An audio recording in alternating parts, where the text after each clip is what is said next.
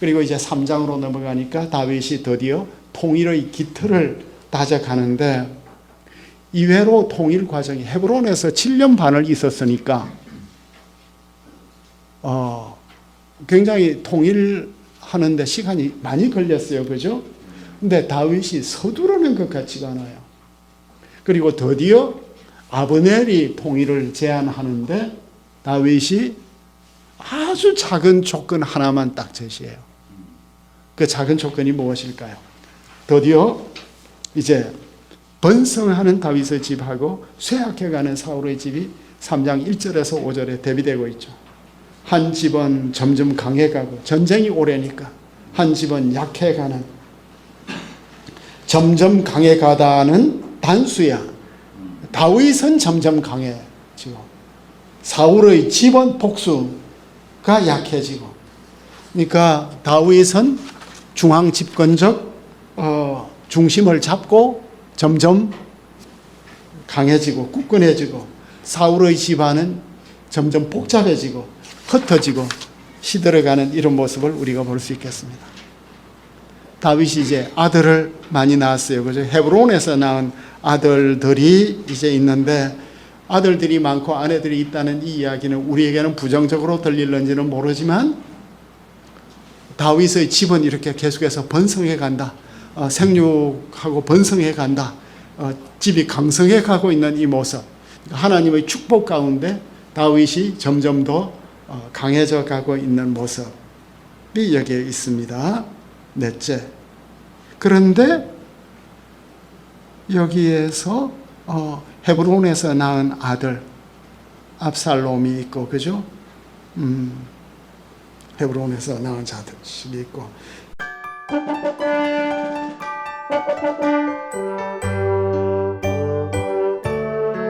그 다음에 이제 3장 6절에서 21절로 넘어가니까 아브넬하고 이스보셋 사이에 균열이 생기네요. 그러니까 실권자하고 명목상의 왕 사이에 점점 아브넬이 사울의 집에서 권세를 잡아가는데, 어떤 사건이 발생하냐 하면 사울에게 첩이 있었어요. 그 이름이 리스바야. 아야의 딸이에요. 아야의 딸인데 리스바는 21장에서 정말 그 어머니가 어떤 사람인지를 보여주는 것이 리스바예요. 21장에서 리스바 이름이 멋지죠? 리스파는 뭐예요? 달군 돌이래.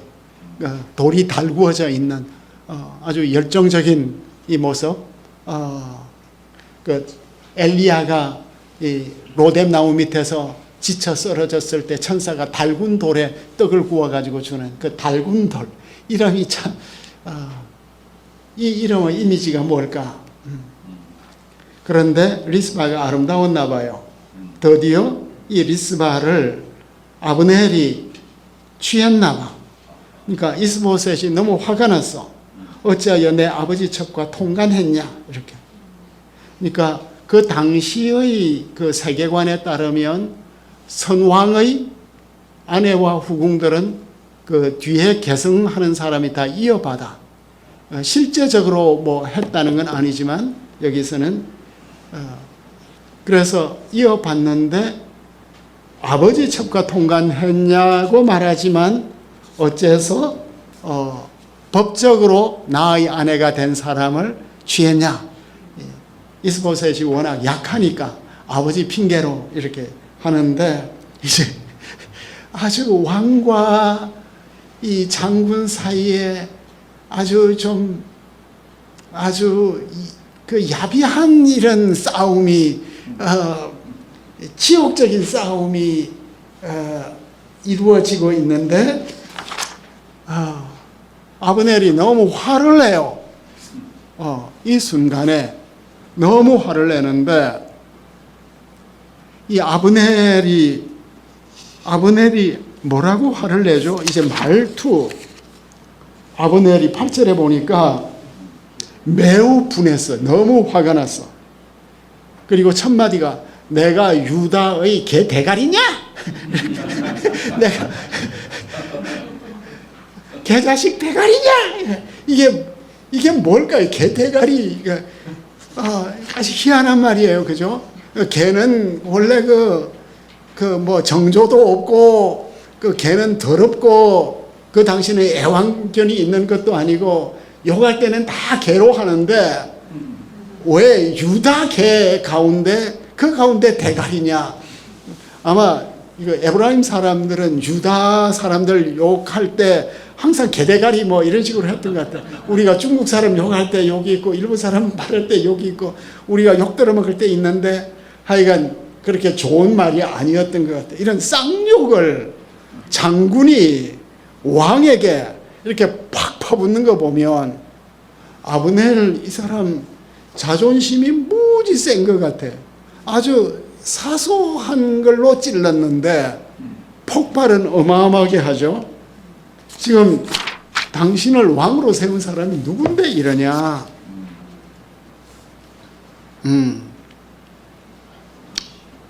그 아브넬이 그러면서 내가 그동안 당신에게 바친 충성이 어떤 충성인데 이런 사소한 걸 가지고 나에게 시비 거냐. 참 성경 웃기죠. 뭐 이런 이야기까지 다 시시콜콜 넣어두나. 내 왕국이 어떻게 무너지는가. 여자 한 명 때문에 나라가 망하죠. 그죠? 중국에서 유명한 포사 이야기라든가 양귀비 이야기라든가 다 이제 여자가 안 들어가면 스토리가 안 만들어지나 봐요. 지금 북왕국도 리스바 한 명 때문에 이렇게 왕과 왕실에 문제가 발생했어요. 그래서 이제 구절이 이제 신학적으로 문제가 되죠. 하나님이 아브넬에게 벌 위에 벌을 내리심이 마땅하다. 맹세해요. 왜? 여호와께서 다윗에게 맹세하신 대로 내가 이루지 아니하면. 하나님이 언제 다윗에게 맹세하면서 나라를 준다고 했죠? 하나님이 여호와의 맹세는 시편 89편에만 나오거든. 하스데이 아도나이가 나타나고 여호와께서 맹세했다. 그러니까 아브넬, 이게 지금 아브넬이 자기 맹세를 강화하기 위해서 하나님의 맹세를 가져오는데 아주 특이한 표현 같아요. 그 맹세의 내용이 뭐냐면 이 나라를 다윗에게 넘긴다는 거예요. 그래서 11절에 보니까 아브넬이 두려워서 아무 말도 안 했어. 진짜 약한 인간인 것 같아요. 근데 이 구절에 대한 박윤선 목사님 주석이 너무 특별했어요.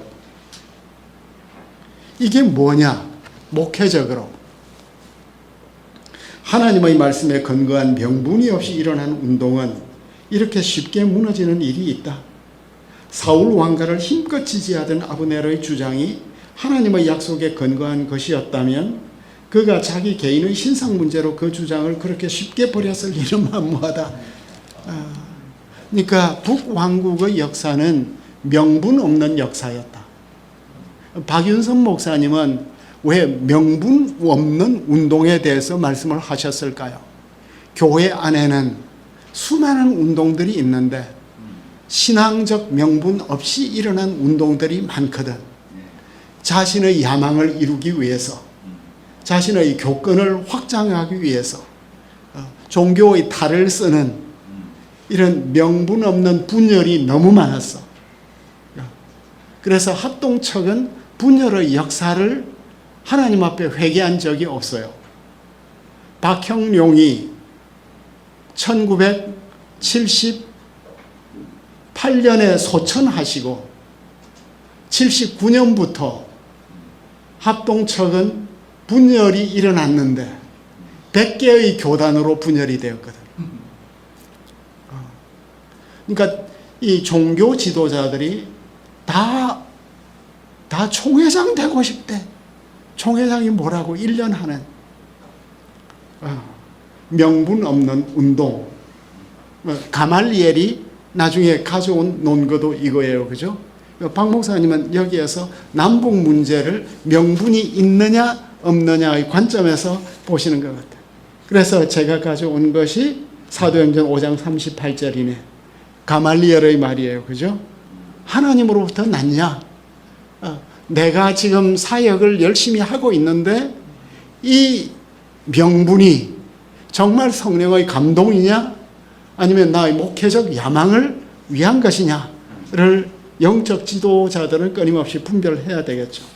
그리고 아브넬이 적시전령을, 행동도 빨라요.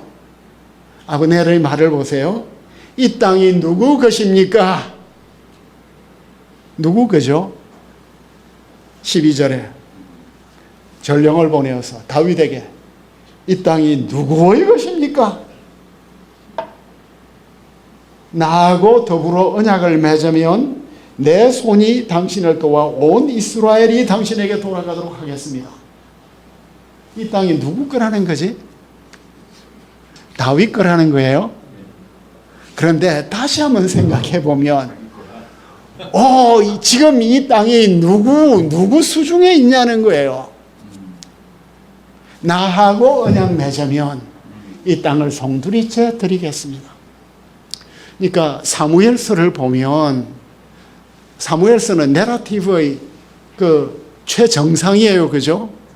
여기에 등장인물들이 너무 많아. 너무나 많은 등장인물들이. 그 등장인물들을 우리가 묵상해 보면 이게 다 우리 속에 있는 한 인간의 모습이에요. 그죠? 내 건강, 내 시간, 내 직분, 내 모든 것이 누구의 것입니까? 그리고 내가 일한 것마다 생색내고 싶죠. 이게 내 거다 이거야. 지금은 그 언약만 맺으면 다 드리겠다는. 그러니까 다윗이 좋다. 다윗이 13절에. 그러니까 사무엘하 3장 12절을 하고 사도행전 11장 21절을 제가 대비했는데 주의 손이 그들과 함께, 내 손이 당신을 도우는 게 아니라, 참 우리가 목회가 연약해지면 큰 손이 와서 참 도와주면 얼마나 고맙겠어요. 그런데 사도행전 교회는 주의 손이 교회와 함께 있을 때 교회의 부흥을 우리에게 보여주고 있습니다. 다윗이 좋다. 내가 언약 맺겠다. 그런데 한 가지만 요구한다. 나를 보러 올 때 우선 사울의 딸 미갈을 데리고 오라. 그렇지 않으면 내 얼굴을 보지 못하다. 왕의 얼굴을 보지 못한다는 것은 왕과의 관계가 전혀 이루어질 수 없는 거죠. 내 얼굴을 볼라. 내가 이 땅 전체를 드리겠다고 하는데 다윗은 왜 사울의 딸 미갈을 데려오라고 하죠? 얼마나 큰 조건이에요? 작은 조건이에요? 미갈만 데려와라. 다윗은 어떤 인물이에요? 미갈이 누구예요? 사울의 딸인데 다윗의 아내죠. 미갈이 오는 것은 무엇을 상징하죠? 미갈이 다윗에게 오는 것은 뭘 상징해요? 그러니까 다윗은 무슨 게임을 하고 있어요? 무슨 게임을 전문용어로 상징 게임을 하는 것 같아요. 그 상징이 중요하죠. 상징이. 그 전쟁을 할 때 그 전쟁하는 군대가 뭘 뺏으려고 해요? 그 적군의 깃발을 뺏으려고 하잖아요. 깃발 빼앗으면 끝이잖아. 교회의 상징을 빼앗아가면 곤란하겠죠.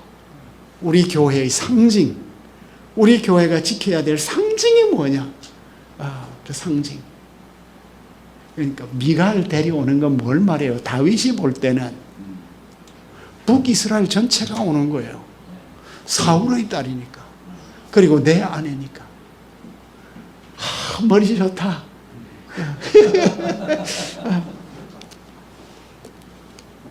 그런데 다윗이 아브넬에게만 말을 안 하네요. 누구에게 말을 해요? 이스보셋에게 이 말을 하네요.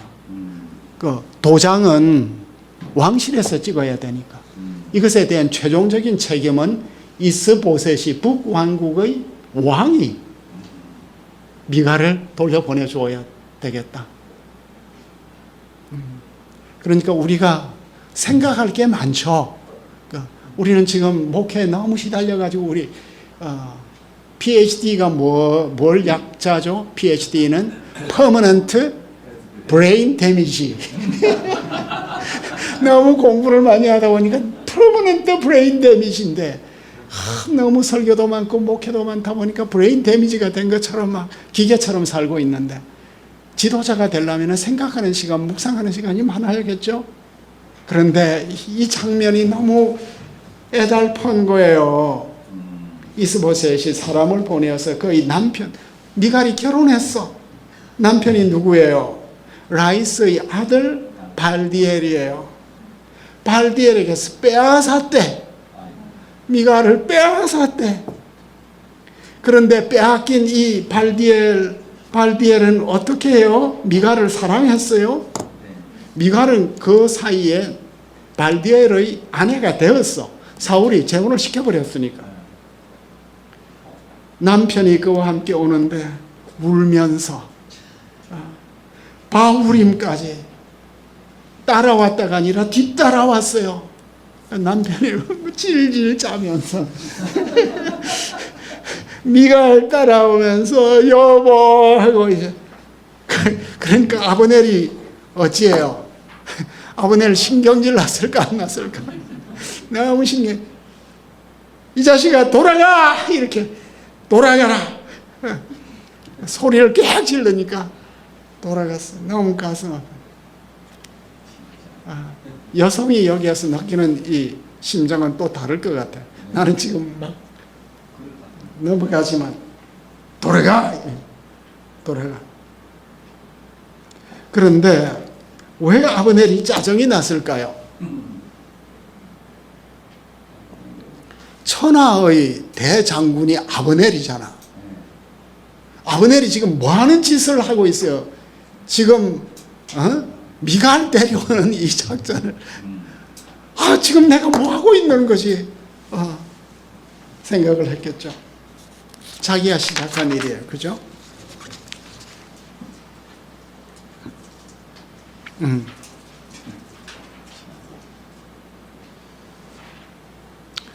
그런데 이제 17절로 넘어가니까 아브넬이 이스라엘 장로들에게 말하여 이르되 내가 여러 번 맞죠? 17절로 내가 여러 번 다윗을 너희의 임금으로 세우기를 구하였다. 그러니까 이제 미갈을 데려온 이후에 이제 다윗과 헤브론에서 만나는데 그동안 아브넬이 무지 노력을 했네요. 아브넬도 어찌 보면 북왕국 이스보셋 가지고는 안 되겠다 생각을 한 것 같아요. 그 통일의 에이전트가 있는 거예요. 통일을 하려면 에이전트가 있어야 되고 또 뭐가 있어야 돼요? 메시지가 있어야 되죠.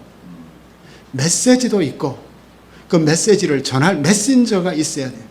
항상 우리에게는 나의 메시지가 무언가, 그리고 이 메시지를 누가 어떻게 언제 전달해야 하는가, 이걸 참 생각을 많이 해야겠죠. 아브넬이 에이전트.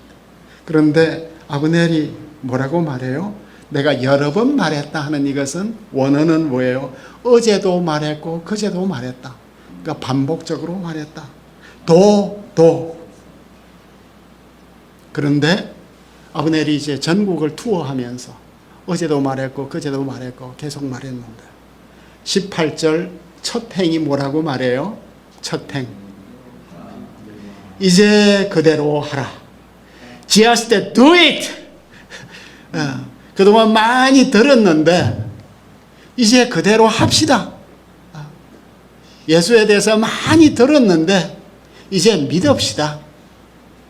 그동안 우리가 참 믿을까 말까도 했고 그동안 헌신도 하겠다고 했고 생각도 많이 했는데, 그죠? 옳다고 생각되면 이제는 합시다. Just do it. 인정을 하면 여러분들이 다윗을 구하지 않았냐? 이제 진짜 구하자. 실천하자. 실학하자. 그리고 나서 아브넬이 제일 공을 많이 들인 지파가 어디예요? 19절에 보니까 베냐민 지파네. 왕을 낸 지파니까. 그러니까 베냐민 지파의 마음을 얻고 드디어 이제 헤브론으로 가는 거예요. 포켈만이, 제가 이 강의안을 준비를 할 때 제일 많이 본 텍스트가 포켈만이에요. 그리고 이제 현대적인 주석으로서는 데이빗 주무라, 내 친구 사무엘 하 주석을 기반으로 했는데, 포켈만이 뭐라고 말하죠? 역사적 전환을 하는데 베냐민 지파는 가장 단단한 견과와 같았다. 그러니까 베냐민 지파는 단단한 호두과자 같아요. 그러니까 베냐민 지파가 깨어져야 완충지니까 이제 넘어가거든요. 우리가 깨어야 할 가장 강한 견과는 누구일까요? 무엇일까요? 그리고 여기서 선하게 여기는 모든 것, 이거는 왕이 수행해야 될 모든 의무를 가지고, 그러니까 언약을 맺는 것은 백성들에게만 책임이 있는 게 아니에요. 왕의 책임이 이스라엘에 있어서는 특별히 중요하죠. 선하게 여기는 모든 것. 그래서 갔는데 다윗을 위해서 큰 잔치를 대표 사신이 갔습니다. 그죠? 그래서 21절에 보면, 21절에 보니까 이제 아브넬을, 아까 우리가 아브넬 이 땅이 누구의 것입니까? 하는 아브넬의 질문을 받았는데, 이제 그 질문하고 21절에 있는 아브넬하고 이제 아브넬의 두 발언, 직접 발언이잖아요. 직접 발언은 가장 생생하고 그 사람의 모습을 가장 잘 드러내거든. 아브넬이 뭐라고 말하죠? 내가 일어나 가서, 일어났어요. 나는 일어났어요. 갔어요. 그리고 온 이스라엘 무리를 내 주 왕 앞에 모았어요. 그리고 이제는 그 모아, 여기에서 내가 이게 직설법이 아니에요. 권유형이에요. 내가 일어나겠어요. 아쿠마. 내가 가겠어요. 엘레하. 내가 모으겠어요. 에크버자. 나로 하여금 일어나게 해주세요. 가게 해주세요. 모으게 해주세요. 그래서 당신하고 언약을 맺게 하셔서, 그러면은 당신이 원하는 대로 온 이스라엘을 다스릴 거예요. 이제 최종 언약을 맺는, 내가 이제 이스라엘 대표들을 데려와서 언약을 맺게 해주세요. 그래서 다윗이 축복해 줘. 그러니까 이 시점에서 미갈이 왔겠죠. 그래서 언약을 맺기로 했겠죠. 그동안 그 이스라엘의 마음을 모으기 위해서 아무데나 무지 노력을 한 것 같아요. 주도적이에요.